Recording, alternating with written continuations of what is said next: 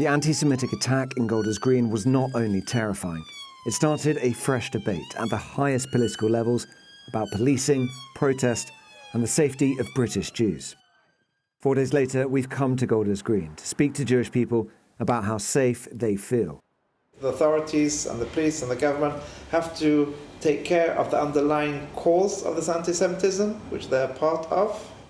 In the aftermath of the attack, Zack Polanski, the leader of the Green Party, shared a post criticising the police response. He spoke to Sky's Trevor Phillips about that.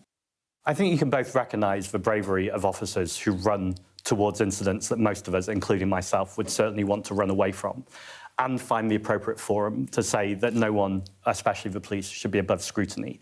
The reason why I've apologised is I accept that wasn't the appropriate forum. Labour condemned the initial post by Polanski. I thought it was disgusting what he did and absolutely abhorrent. I think it demonstrates that the man is not fit to lead a political party. And they had a similar reaction here. What his behaviour is doing, I'm talking about his behaviour, he is potentially undermining the confidence of the police in incredibly difficult circumstances. The attacks renewed focus on pro-Palestine marchers, with the Prime Minister saying some of them should perhaps be restricted, a move Polanski vehemently opposes.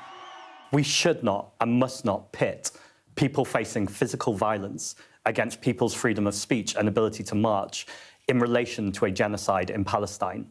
I said there are people who are unsafe, Jewish people, and that's clearly true.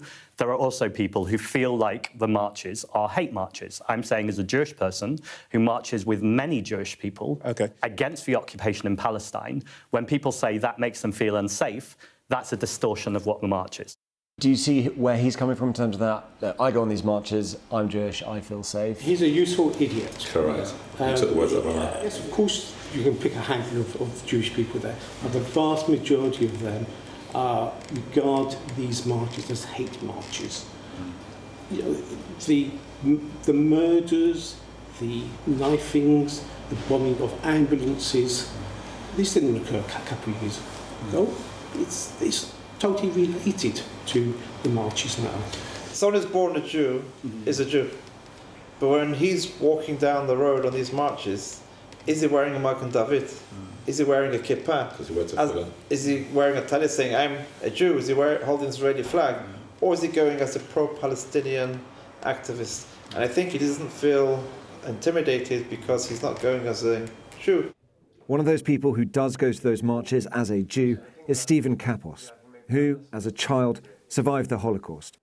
We met in another corner of North London, in a Palestinian cafe that he suggested. They are not threatening to Jews. We are our group of Holocaust survivors and descendants who stand on the side with placards proclaiming who we are. We get the most warm, enthusiastic response from the marchers. And they are happy family events, nothing to do with hatred at all. And it is a slur, a political defaming claim that they are in any way anti-Semitic. Few in the community here in Golders Green would agree with Kapos.